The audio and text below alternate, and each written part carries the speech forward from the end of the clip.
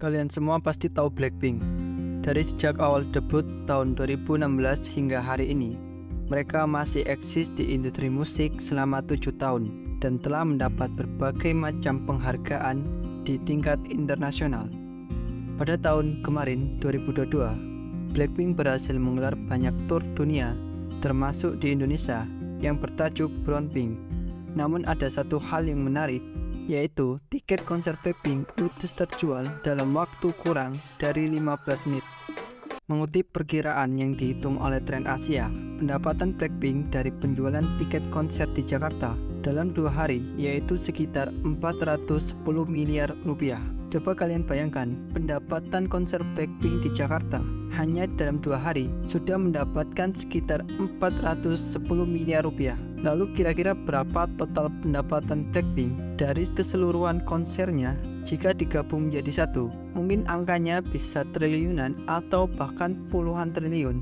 Di samping itu, pada bulan Maret lalu, Guinness World Record baru saja menetapkan Blackpink sebagai penyanyi grup perempuan K-pop yang memiliki jumlah pendengar terbanyak di Spotify, yakni sekitar 8,8 miliar pendengar individu.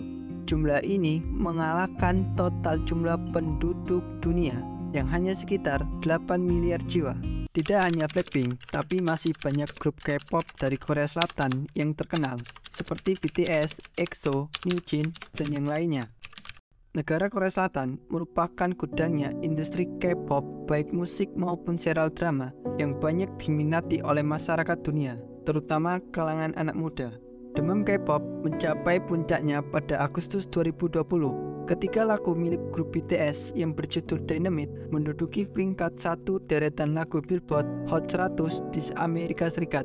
Menurut laporan dari Hyundai Research Institute tahun 2018, boyband K-pop BTS berkontribusi sekitar 50 triliun rupiah terhadap ekonomi Korea Selatan per tahun, sehingga secara tidak langsung ketenaran dari BTS berdampak pada peningkatan industri pariwisata, fashion, kosmetik, hingga makanan khas dari Korea Selatan. Jika tadi BTS sudah sangat besar dampaknya bagi ekonomi Korea Selatan, kira-kira seberapa besar dampak dari Blackpink dan grup K-pop lainnya jika digabung menjadi satu? Menariknya, kehebohan ini merupakan imbas dari pemerintah Korea Selatan untuk menggapai soft power di dunia yang dicanangkan lebih dari 23 tahun yang lalu. Pada tahun 1998, pemerintah Korea Selatan telah aktif mempromosikan drama Korea, film, dan musik pop sebagai salah satu solusi krisis ekonomi. Kita tahu bahwa negara Korea Selatan adalah negara yang memiliki daya saing global di berbagai bidang, seperti bidang teknologi, otomotif, dan industri hiburan. Selain itu, Korea Selatan juga memiliki tingkat kebebasan ekonomi yang tinggi di atas rata-rata dunia. Menurut lembaga survei Heritage Foundation, kebebasan ekonomi negara Korea Selatan memiliki skor 73,7, menjadikan ekonominya yang paling bebas ke-15 di dunia tahun 2023. Itulah penyebab kenapa negara Korea Selatan bisa menjadi negara maju dengan perekonomiannya yang besar di dunia, serta mendapat julukan sebagai macan Asia. Jika kita melihat ke belakang, bagaimana negara Korea Selatan terbentuk menjadi sebuah negara, dan bagaimana juga Korea Selatan menjadi negara dengan pertumbuhan ekonomi yang pesat. Sejarah negara Korea Selatan terkenal dengan kebangkitannya yang spektakuler.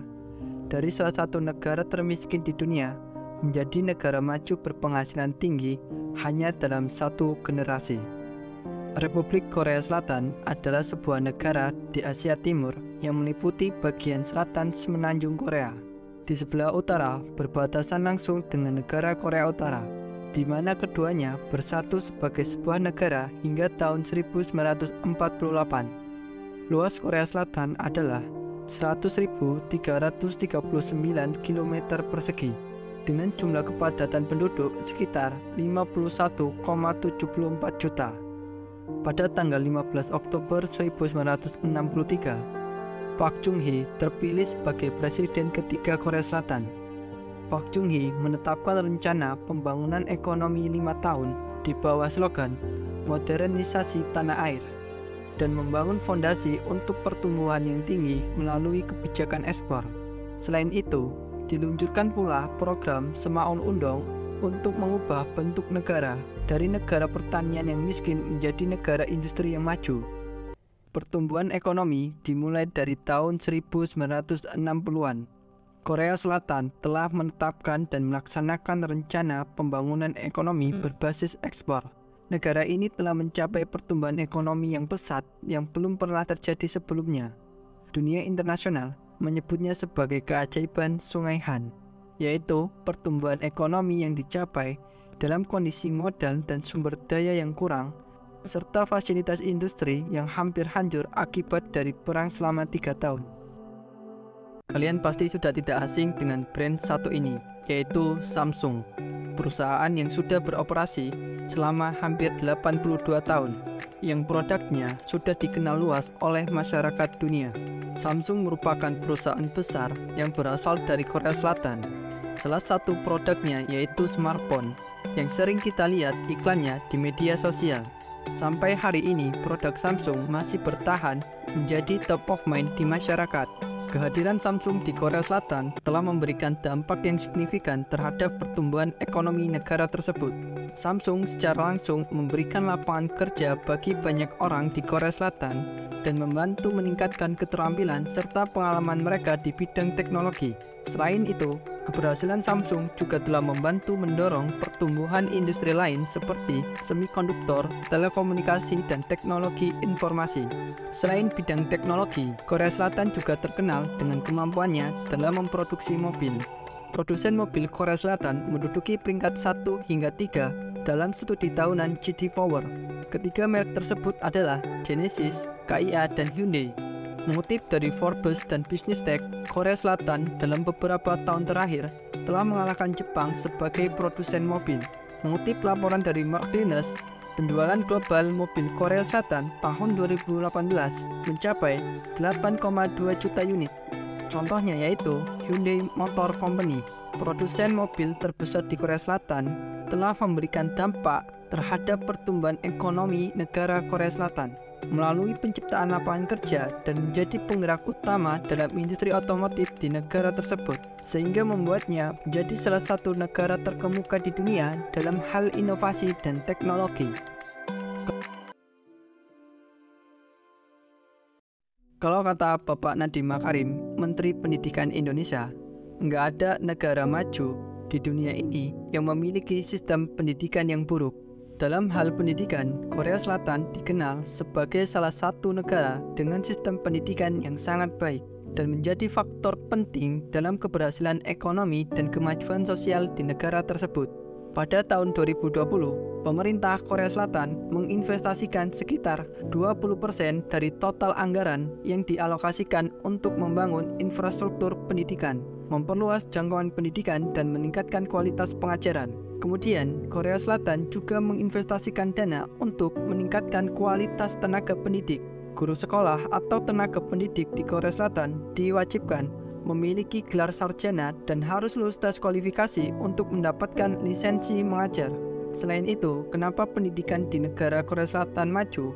Karena sistem pendidikan di Korea Selatan mengikuti perkembangan teknologi, seperti penggunaan perangkat lunak pembelajaran online yang berbasis komputer, sehingga metode ini dapat membantu siswa belajar dengan cara yang lebih efektif dan efisien. Apakah kalian pernah mendengar satu ungkapan yang berkata seperti ini? Hidup tak selalu semulus drama Korea. Nyatanya ungkapan ini adalah benar. Kehidupan di Korea Selatan tidaklah seindah yang ditampilkan dalam drama-drama romantis produksi mereka.